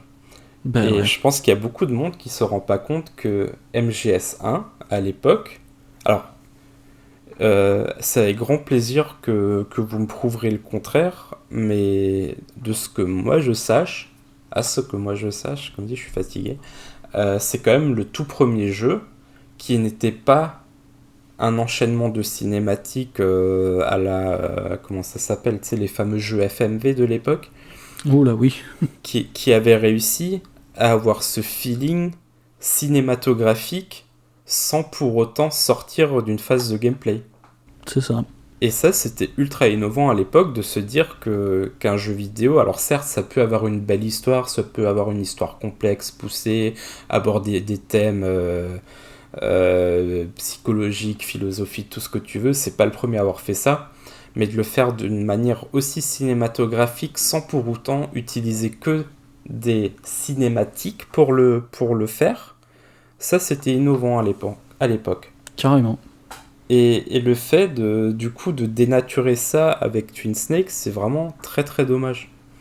C'est ça. Donc voilà, je vais pas m'étendre plus dessus, on en a déjà bien parlé, mais Ouais, du ça coup, fait ouais, trois quarts d'heure là, je crois. c'est MGS-PC et Twin Snakes sont clairement pas les jeux de la série que je porte le plus dans mon cœur, même si je les aime un peu quand même.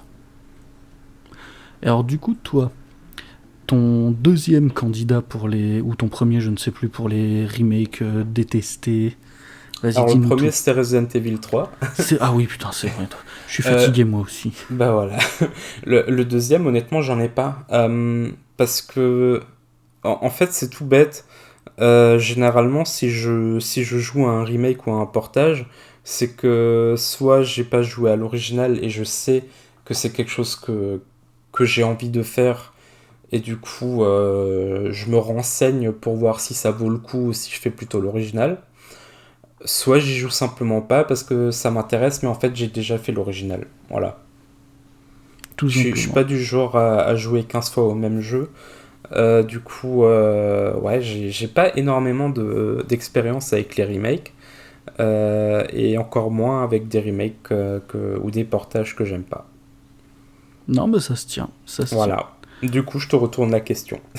Alors moi, bah, encore une fois, je vais tricher un peu parce que là, je vais parler d'un jeu, on va appeler ça comme ça, qui est sorti, mais auquel moi, j'ai pas joué. Justement parce que les retours... Tu sais, tu t'es déjà retrouvé dans cette situation où t'es là en train de te dire, putain, ils font le remake, le portage que j'ai envie, j'ai la carte bleue dans la main, et au moment où tu vas pour payer, t'as un gars à côté de toi qui vient de voir et qui te dit, hep, c'est de la merde, garde ton fric. Alors ça Ça, m'est jamais arrivé quand même. et ben écoute, moi ça m'a fait ça avec la définitive trilogie de Grand Theft Auto. Donc, pour remettre dans le Ah oui, la contexte, fameuse. la fameuse, voilà, les gars de Rockstar sont à l'origine de GTA 3, GTA Vice City, GTA San Andreas. Ils ont sous-traité à je sais plus quel studio le travail de faire un remake de cette trilogie-là, puisque c'était la trilogie phare de la PS2.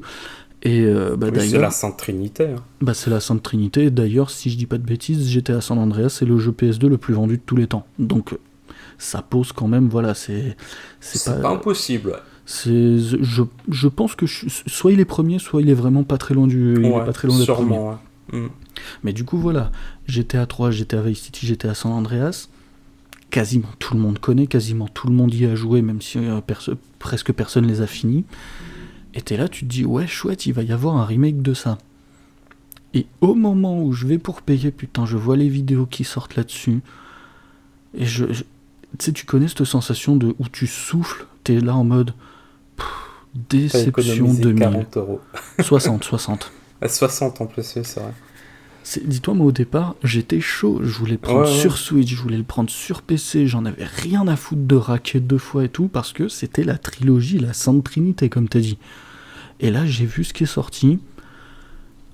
En l'état où c'est sorti, c'était un scandale. Je sais pas trop comment c'est depuis, je sais qu'ils ont sorti des petits patchs, des petites rustines et tout. A priori, le seul jeu pour lequel vaut le coup cette compilation remaster HD mes couilles, c'est pour GTA 3. Sinon, pour le reste, et encore. Sinon, pour le reste, c'est à chier. L'autre fois, je regardais... pendant quelques temps, j'ai regardé un streamer anglais qui est un speedrunner de GTA San Andreas depuis 10 ans maintenant. Mhm.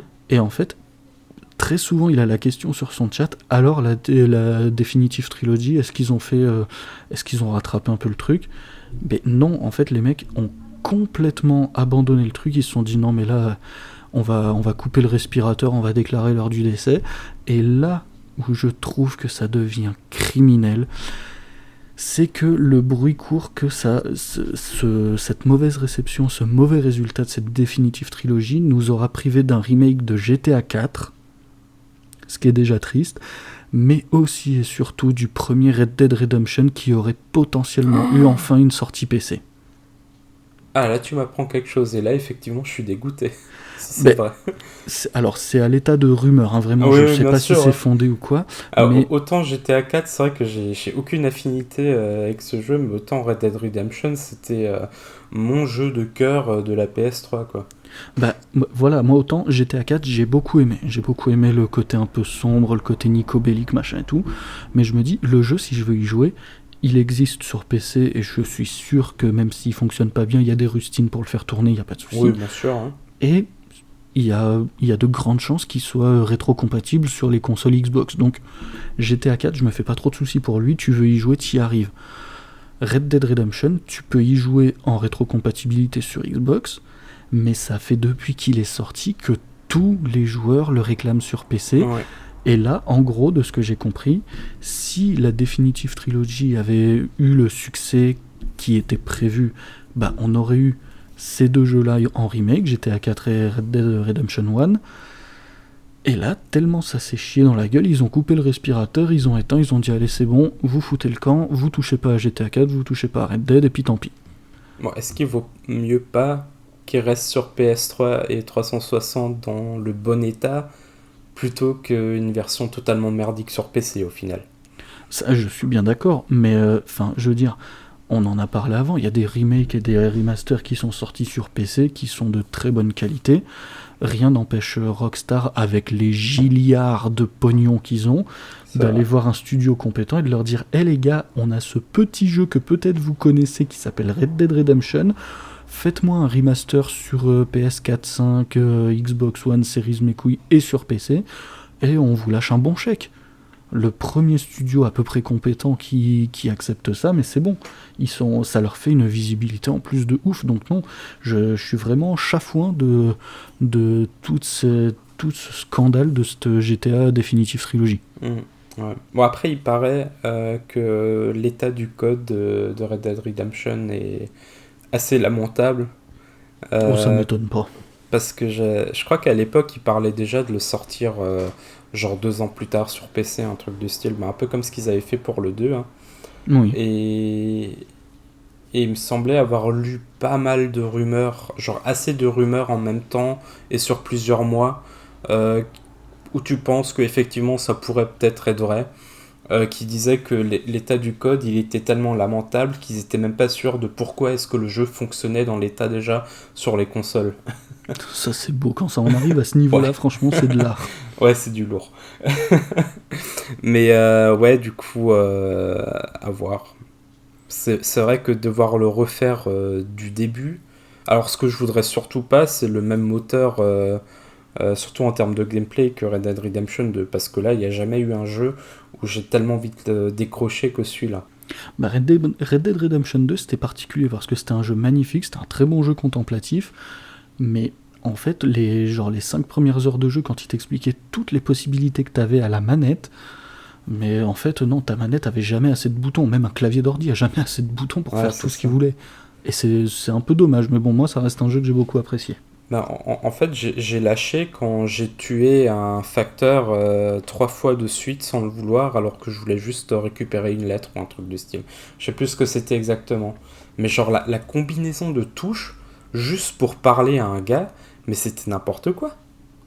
C'est possible, je me souviens plus exactement de comment c'était, mais je me Ah, souviens ça les remonte contrôles. aussi quelques jours après sa sortie, là, mais je crois que j'ai rarement autant regretté l'achat d'un jeu que celui-là, et j'ai jamais aussi été aussi déçu d'une suite de jeux par rapport à l'amour que je portais pour le prédécesseur, quoi.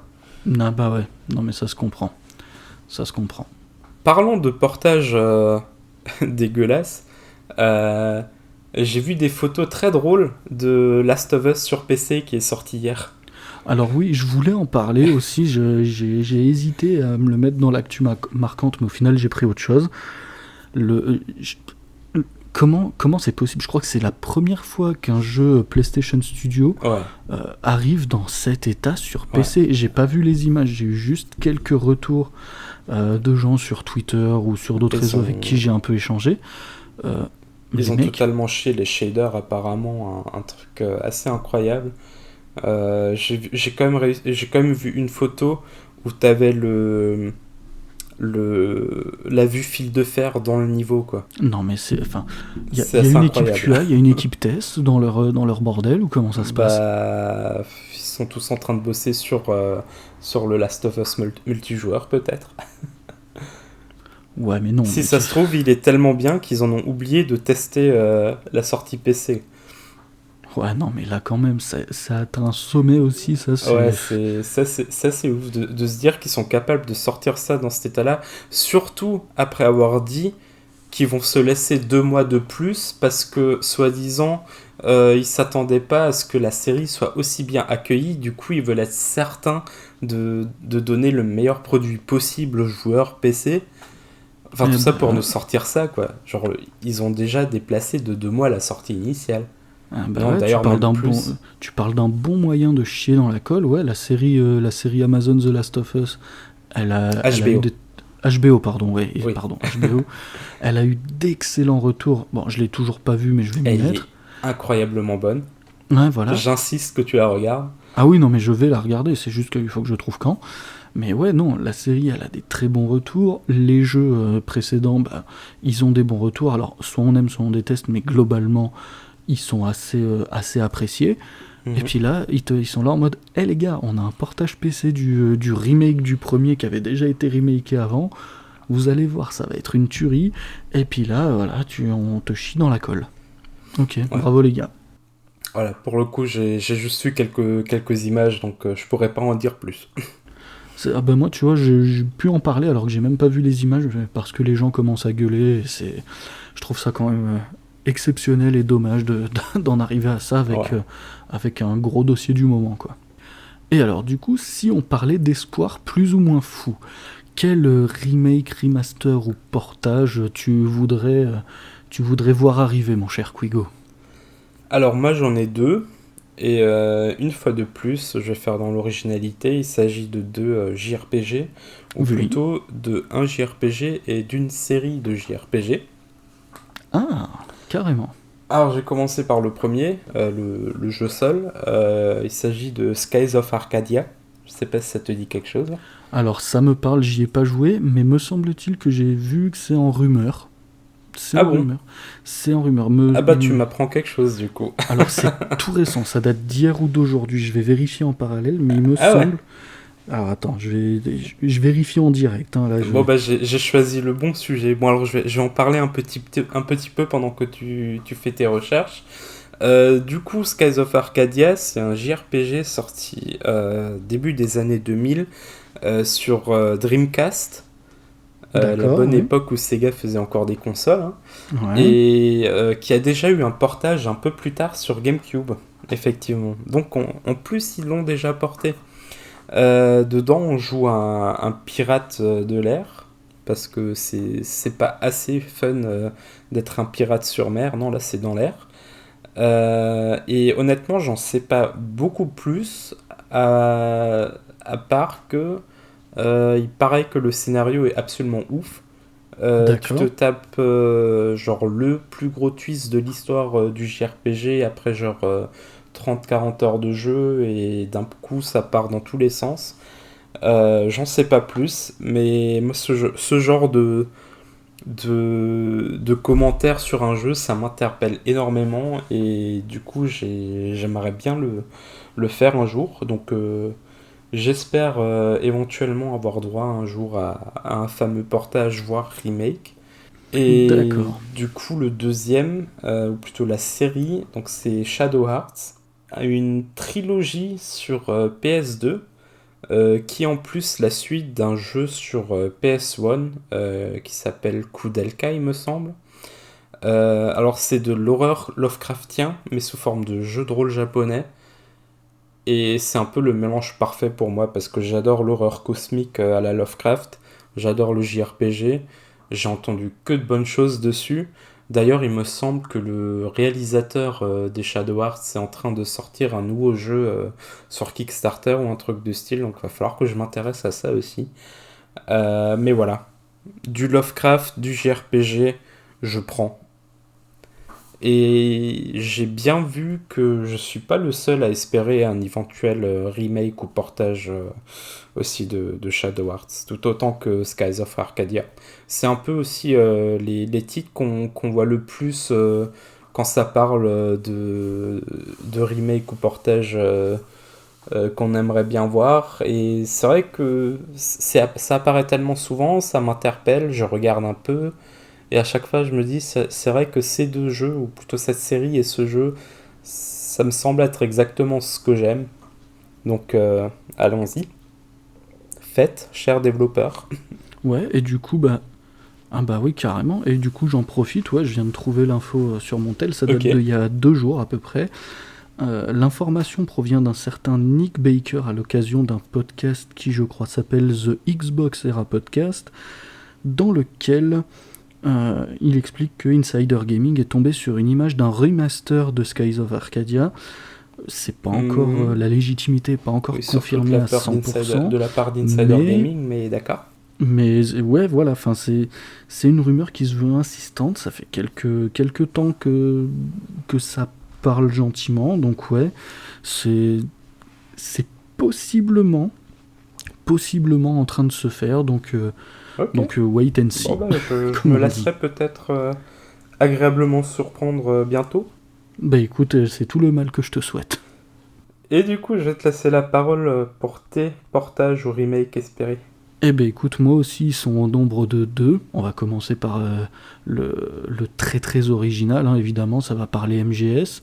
Il y a des rumeurs comme quoi MGS 1 ou MGS Mhm. 3 vont être faits en remake. Peu importe que ce soit l'un ou l'autre, je prends.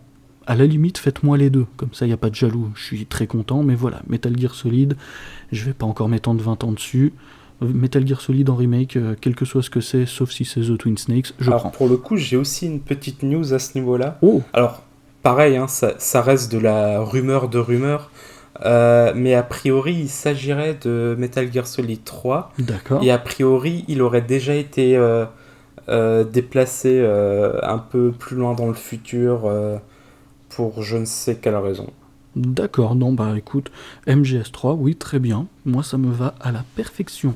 Donnez-moi l'occasion de refaire MGS3 sur des machines plus récentes et je suis content tout plein.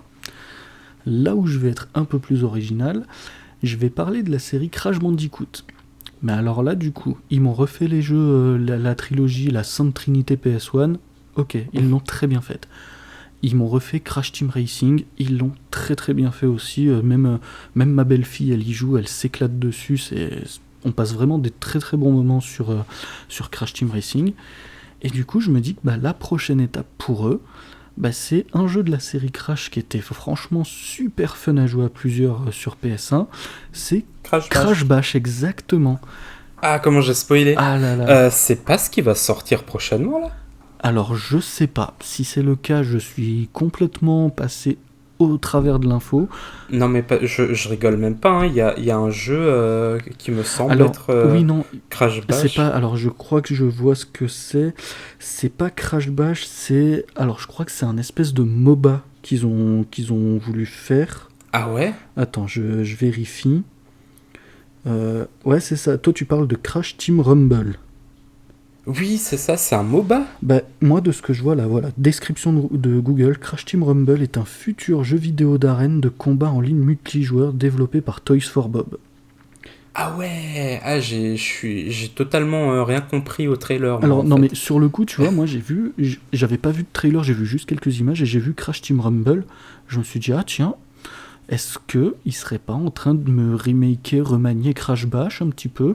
Et en fait, j'ai Bah vu ouais. ce que c'était, pas, ça m'a pas spécialement chauffé, mais bon, pourquoi pas? Pourquoi pas? Mais vraiment, sortez-moi Crash Bash. Les mini-jeux de Crash Bash, il y en avait des exceptionnels et à plusieurs. Il C'est, était excellent, ouais. enfin, je veux dire, tu prends 2, 3, 4 manettes, tu te fous avec tes gosses sur le canapé, t'es parti pour une soirée où ça va, tu vas passer un excellent moment. C'est une Ouais, garantie 100%. Donc ouais, Crash Bash sur les machines modernes, allez-y les gars, prenez mon argent, direct. ouais, c'est vrai qu'il était excellent, Crash Bash. Un peu différent de Mario Party, mais au final, un peu le même style quand même. Bah ouais. Et il avait le petit côté humour Crash qui allait plutôt bien dans le style. Bah c'est ça, ouais, puis t'avais des mini-jeux qui étaient vachement pertinents pour l'époque et qui le sont encore vachement aujourd'hui. Alors après, je me souviens pas de tout, il y a peut-être des mini-jeux qui ont pas très bien vieilli, c'est très probable, mais moi je me souviens avoir passé d'excellents moments dessus, donc ouais les gars, Crash Bash, quand vous voulez. Bon, je pense qu'on va pouvoir clôturer toute la partie remake portage. C'est ça, heureusement, bon, je vous rassure, hein, chers auditeurs, le reste sera beaucoup moins long que ce long dossier, mais qui était plein d'infos intéressantes et de rebondissements. Et de discussion, mais c'est vrai que le plus drôle, c'est quand même qu'on était relativement certains tous les deux qu'on n'allait pas dépasser l'heure aujourd'hui. Bah, ouais, relativement, insiste bien. Moi, je t'ai dit, ouais, c'est comme Ouais. d'hab, on se dit qu'on va pas dépasser l'heure et comme d'hab, on va l'exploser. Ah, moi j'étais certain qu'on n'allait pas la dépasser, mais bon. Bon, après, Voilà, pour le. ça aura été l'occasion de bien tester mon nouveau micro de podcast. C'est ça, exactement. Et du coup, pour la suite, bah, je te propose de parler de nos jeux du moment.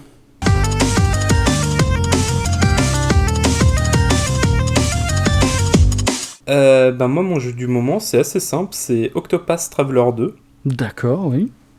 Le premier, il m'avait absolument pas donné envie à l'époque. J'avais lu quelques tests et avis dessus. Et en fait, ça faisait exactement tout ce que je voulais pas. Donc tout le côté, ben, au final, c'est juste 8 persos différents qui ont absolument rien à voir les uns avec les autres. Et donc t'as pas vraiment de scénario global. D'accord. Du coup, je me suis dit, hein, ouais, non, bof, je préfère si à la fin t'as genre un twist et il se passe un truc, quoi. Et j'avais lu pas mal de trucs, ouais, sur le gameplay. Alors, pas sur le gameplay en tant que tel, mais sur la progression, sur comment le jeu se passait et tout. Où, au final, je me suis dit, non, là, pour le coup, je passe. Et en fait, tout ce qui me donnait pas envie avec le premier, Ouais. apparemment, ils l'ont changé, amélioré et remodelé pour le 2. D'accord. Et j'ai lu un commentaire de quelqu'un qui, après un pavé de 15 pages pour dire que ce jeu est absolument phénoménal, il a résumé le truc en disant en gros que jouer à Octopath Traveler 2, c'est comme quand tu regardais tes dessins animés le samedi matin quand t'étais gamin. C'était vraiment ton petit moment, c'est un peu le moment nostalgie, quoi. D'accord, ouais. Et effectivement, ça marche trop bien. C'est vraiment c'est ce côté jeu de rôle old school Mhm. avec des passages de 1 heure à 1 heure et demie où tu vis un chapitre, mais vraiment un chapitre complet, introduction, péripéties, troisième acte, conclusion, quoi. Ouais. Et ça marche trop bien. C'est vraiment... t'as quand même 8 persos différents, chacun a entre 4 et 6 chapitres, plus après Alors je sais pas si c'est du spoil, moi je le sais parce que je l'ai lu quelque part déjà. Je sais pas si c'est quelque chose de connu ou pas, donc au pire des cas, coupez le son pendant 5 secondes, plus le chapitre final où tout se regroupe au final. Ah. Voilà. Rallumez votre casque. Euh, et et t'as vraiment effectivement cette sensation de tu peux te poser pour 1 heure et demie, vivre une histoire complète, même si au final c'est qu'un chapitre dans l'histoire globale d'un des personnages, hein, Ouais. mais tu peux vraiment vivre un peu comme si tu regardes un épisode de Pokémon. Ou au final de n'importe quel dessin animé quand tu étais gosse, genre en 20 minutes. Certes, c'est pas la saison complète de ce qui va se passer, mais c'est une histoire qui commence et qui se finit. Non, c'est bien, Et à c'est ce niveau-là, intéressant ça. et à ce niveau-là, ça marche ultra bien. T'as pas ce sentiment de te dire que il faut que tu continues de jouer pour voir la suite. Ça te permet, c'est débile, hein, c'est totalement psychologique, mais ça te permet de te dire qu'après 1 heure et demie, tu as joué à un jeu, t'as vécu un scénario. Et la suite, tu la feras la prochaine fois. Littéralement la suite au prochain épisode, quoi. Ah ouais, c'est bien, quand c'est foutu comme ça, ouais, effectivement, c'est très bien, ça donne envie, hein. Et pour le coup, alors j'ai jamais été grand fan de cette histoire de HD 2D, Ouais. ou 2D HD, je sais pas comment ils le tournent. 2D HD, je crois ils appellent ça. Ouais, il me semble aussi. Mais en tout cas, ce jeu, il est magnifique. Ouais. Mais du coup, je l'ai pris sur PS5. Mais franchement, il est magnifique. Ce qu'ils arrivent à faire avec ce style, avec des petits jeux de lumière et tout, c'est assez incroyable. Je m'attendais pas à ça. Alors, certes, on voit les photos, enfin les screenshots, on voit les trailers et tout. Déjà, sur les trailers, tu voyais quand même qu'il y avait un petit quelque chose derrière du côté technique qui était pas dégueu. Ouais. Mais de le voir en vrai sur ta télé à la maison, c'est c'est vraiment du beau taf ce qu'ils ont fait. La musique, elle est sympa. Je la trouve pas aussi exceptionnelle que ce que tout le monde prétendait. Alors, il paraît que le premier, il est vachement meilleur à ce niveau-là. Pour le coup, elle est bien, mais sans plus vraiment dans le 2. D'accord. Par contre, les persos, ils sont tous intéressants, sauf un ou deux mais qui commencent aussi, après deux, trois moments passés avec eux, commencent aussi tout doucement à devenir intéressants. Euh, mais sinon, le cast, il est vachement bien. Les, le, le nom français me revient pas, mais le voice acting est franchement excellent. Ouais. C'est un peu. C'est très léger. C'est jamais très sérieux. T'as l'impression que vraiment les acteurs ils prennent plaisir à le faire, mais que du coup en même temps ils arrivent pas à donner de ton grave à une situation. Mais en même temps, avec le style, ça marche Ouais. bizarrement, D'accord. extrêmement bien, parce que justement, tu as ce côté un peu nostalgique, tu regardes ton dessin animé le samedi matin en buvant ton chocolat chaud, quoi. Voilà, ça parlait pas meurtre, viol, suicide, je sais pas quoi, quand t'étais gamin. Ah non, c'est sûr, non. Voilà, là, t'as quand même un passage où il se passe une guerre et tout dans le jeu, et t'as... Et... C'est... C'est difficile à expliquer sans avoir un fichier audio à côté pour te montrer, tu vois, là, ça, t'as pas l'impression qu'en ce moment c'est la guerre. Mais ouais, c'est très léger, le ton il est assez léger, malgré quelques passages quand même assez dark, Ouais. mais ça colle vachement bien avec le style du jeu. Et du coup, c'est même pas dérangeant. Ah bah écoute, ça donne envie. Moi, je sais que j'ai le 1 qui traîne quelque part sur ma Switch, que je me ferai quand j'aurai le temps, enfin quand j'aurai fini d'autres jeux avant lui. Mais ouais, là, clairement, tu m'as bien donné envie de faire le 2 aussi. Donc ouais, bien... Un bon retour, je trouve, hein. Franchement, ça donne envie. J'étais un peu appréhensif et finalement, je regrette vraiment pas mon achat. Je suis à un peu moins d'une vingtaine d'heures de jeu quand même. D'accord. Et j'ai bien hâte de continuer, même si je sais parfaitement que les 2 prochaines semaines, il va sûrement rien se passer à ce niveau-là. Malheureusement. Malheureusement, mais bon, on a tous une vie. C'est ça. Et du coup, ton jeu du moment, parce que j'ai quand même parlé beaucoup trop longtemps là. Eh ben écoute, mon jeu du moment, ça va te faire plaisir, puisque ça touche une série que tu affectionnes particulièrement, puisque je vais parler d'un jeu de la série Final Fantasy. Ah. Et plus précisément, sorti alors en décembre dernier me semble-t-il, de Crisis Core Final Fantasy VII Reunion. Sorti sur PC, PS4, 5 et console Xbox, Switch, enfin un petit peu sur tous les supports du moment, j'ai envie de dire. Oui. Et du coup, comment résumer ça ? C'est un remake d'un jeu PSP qui est un spin-off ou un jeu... préquel. Préquel, plutôt, très exactement. Préquel de Final Fantasy VII, que j'avais déjà beaucoup aimé sur PSP, et là, de le retrouver en version remise au goût du jour, juste ce qu'il faut, tout en gardant le côté... tout en gardant certains côtés à l'ancienne. Alors moi ça me plaît beaucoup, il y en a qui ça plaît pas, je peux comprendre. Donc comme t'as dit, c'est un prequel, ça se passe avant Final Fantasy VII. On incarne Zack, je me sens plus de son nom de famille. Faire. Ouais, voilà. Fatigué les gars, fatigué. Ouais, il se fait tard là, quand même. Il se fait tard, mais du coup, voilà, donc je vais essayer de synthétiser au maximum. Mais voilà, Crisis Core, moi, c'est un jeu qui m'a plu pour son histoire qui est franchement très cool, mais franchement, là où je me souviens avoir le plus kiffé dans ce jeu, c'est pour son système, tout son système de jeu. En fait, t'as un système de quête annexe qui est ultra développé, avec un système de missions, avec des difficultés grandissantes et donc des récompenses qui s'améliorent aussi. Plus tu fais une mission compliquée, plus tu as une récompense de ouf.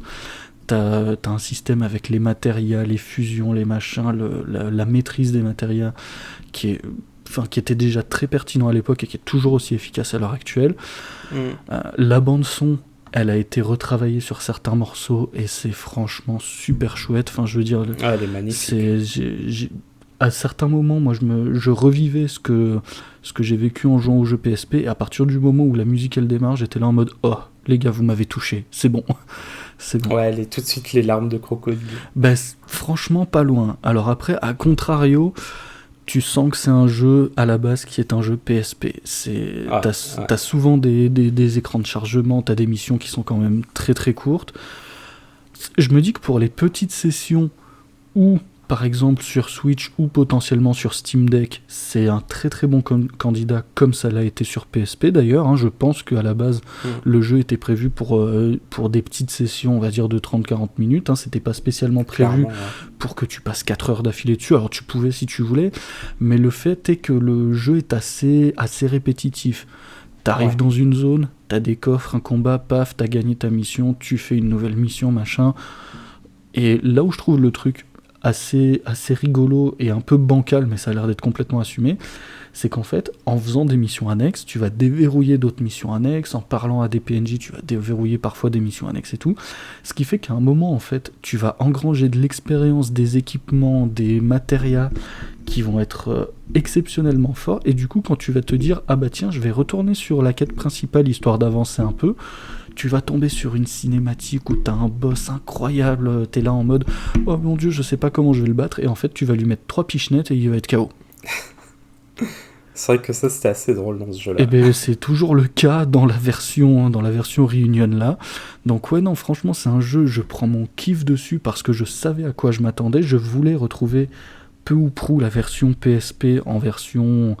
de manière un peu remasterisée, tout ça, c'est exactement ce qu'ils nous ont donné. Il n'y a pas eu de fioritures en mode... Alors si, il y a peut-être eu quelques aménagements. Alors j'ai pas envie de dire niveau gameplay parce que c'est à peu près la même chose. J'ai pas noté de gros changements. Alors là, je suis pas d'accord par contre. Alors c'est que je dois avoir des souvenirs de la version PSP qui sont vraiment très lointains. Je pense que tu t'en souviens, à ce niveau-là, tu t'en souviens pas bien. Oui, il y avait des trucs qui m'ont marqué, mais vas-y, parle. C'était pas de l'action à l'époque. Hein. Non. C'était... il tapait automatiquement toutes les 10 secondes, un truc du style. Alors en fait, t'avais un système où tu pouvais taper, mais t'avais un espèce de cooldown entre toutes tes actions que en fait t'avais l'impression limite que c'était du tour par tour. Là effectivement l'action a été un peu vitaminée, Oui, oui, tout à fait. Mais t'as toujours ce système où t'as genre 4 sorts à lancer, qui, selon les matérias, sont pas les mêmes, etc. Enfin, le système est vraiment bien foutu, et au final, bah, il a pas spécialement à rougir par rapport à ce qui se fait actuellement. Alors, c'est clairement pas le meilleur système du monde, mais une fois que tu l'as pris en main, t'as des réflexes, des automatismes qui font que même dans des combats un peu tricky, ben, tu t'as pas besoin de regarder l'écran pour savoir quel sort tu vas lancer. T'as ton réflexe d'appuyer sur telle touche, tu sais ce que ça va faire, ça répond super bien, c'est assez fluide. Pour moi, je suis assez convaincu là-dessus. Oui, il marche bien le nouveau système de jeu. Ouais. Alors moi, pour le coup, j'ai pas apprécié le passage à la console de salon. J'ai un peu regretté de l'avoir pris sur la PS5, enfin la PS4 plutôt, non la PS5. PS5, ouais, probablement. Euh, Parce que bah, justement tout ce côté, tu t'allumes la console, tu fais deux trois missions, t'arrêtes et tu te prends une fois une session où tu fais un peu plus. J'ai pas envie de passer ma vie devant la télé pour ça quoi. Ouais, c'est sûr. C'est pour ça, je pense que tout remake remaster qu'il est, ce jeu, ça reste un jeu portable. Ouais, ouais, carrément. Ah, autant à l'époque je l'ai adoré, la fin m'a tué, mais voilà, Ouais. tu sais de quoi je parle. On va pas en dire plus, mais la fin elle m'avait tué à l'époque. Ouais, Le ouais. scénario, bon, ça reste du what the fuck à la FF quoi, mais ça fonctionnait très très bien aussi. Ah, tout à fait. Mais c'est vrai qu'à l'époque, c'était plus sympa enfin pour moi, personnellement, de faire ça, genre, allez, le soir avant d'aller dormir, je me fais encore une ou deux missions, C'est et ça. je C'est sais que le complètement ça. week-end, j'aurai un peu plus le temps d'avancer le scénario, quoi.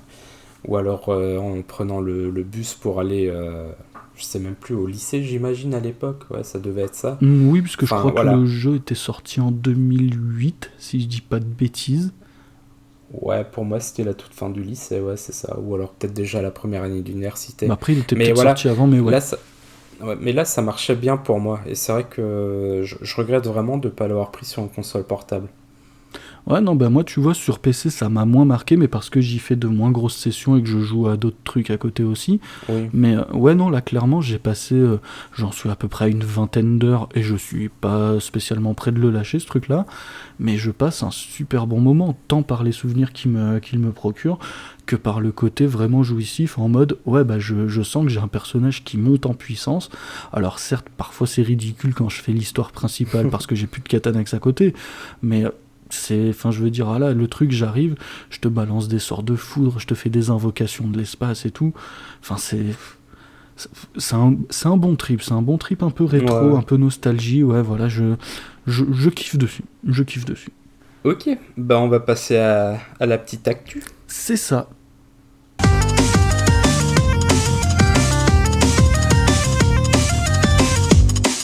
Je te laisse commencer, je ferai la clôture. Eh ben écoute, moi j'ai cherché, contrairement aux épisodes précédents, je voulais apporter une actu un peu joviale, un peu joyeuse, mais il n'y a rien à faire, hein. Quel que soit le moment auquel je vais chercher, c'est une actu un peu tristoun que je trouve. Et là, je pense que tu vas comprendre pourquoi je dis ça. J'aimerais parler de l'E3. Tu m'as volé ma news. Sérieux? Oui. Alors, j'aimerais parler de l'E3 de manière globale parce que ça fait plusieurs semaines, voire plusieurs mois que bah, l'E3 c'est quand même un salon historique. Ça a commencé en 97, C'est je crois. c'est bête à dire, mais c'est un peu toute notre jeunesse, quoi.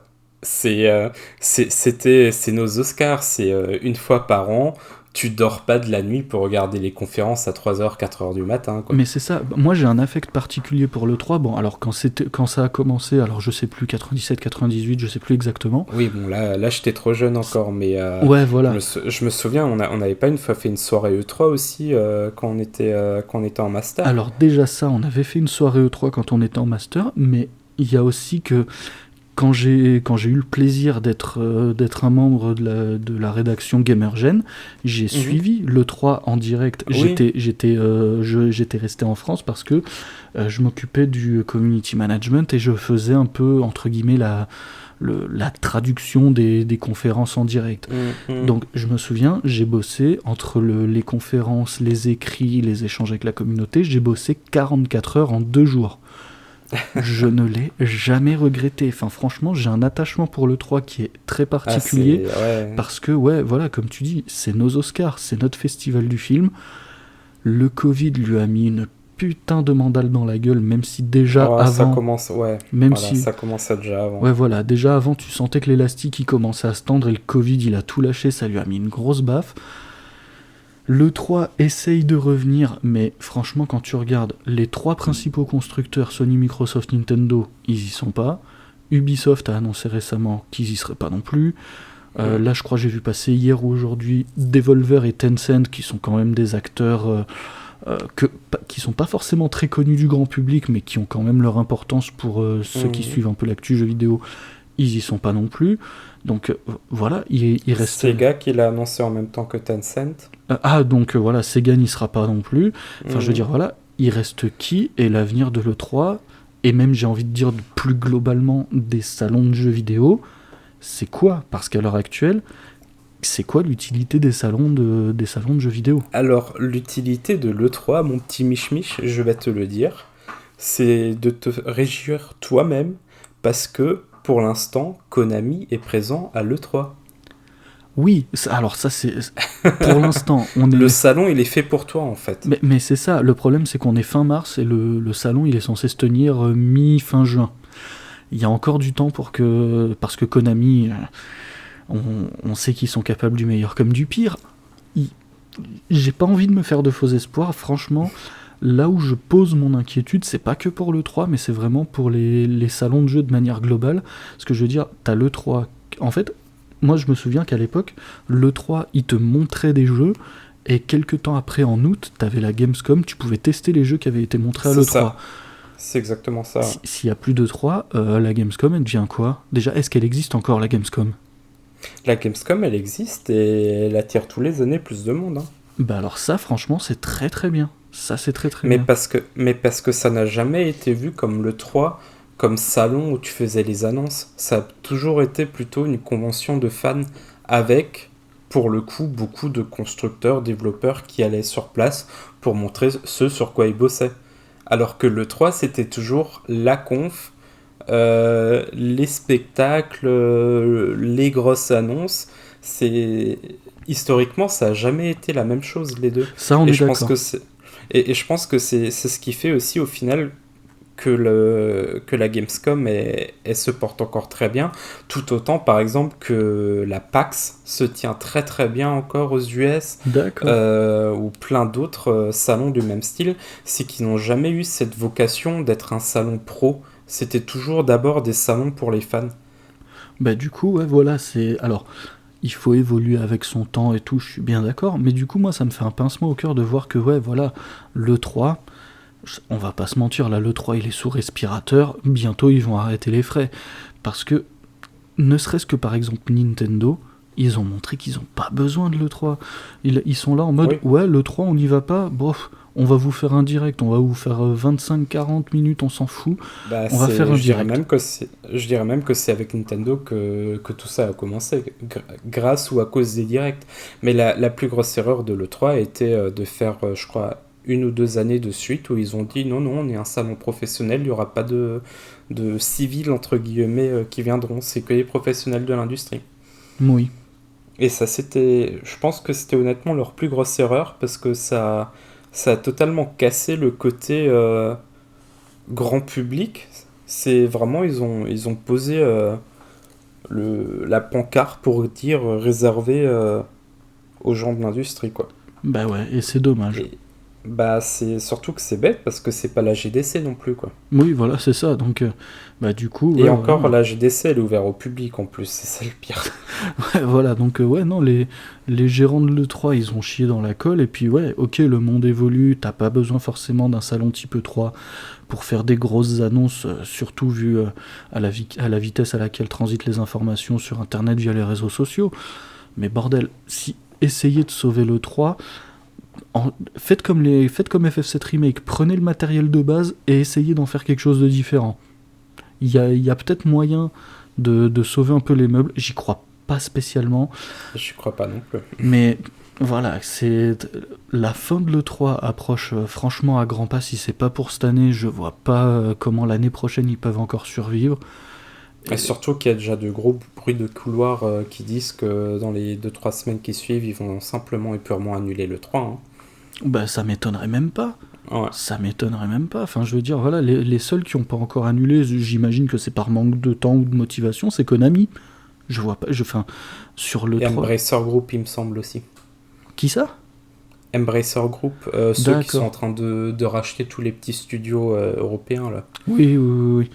Mais du coup, ouais, voilà. Donc, ouais, le 3, non, non, ça.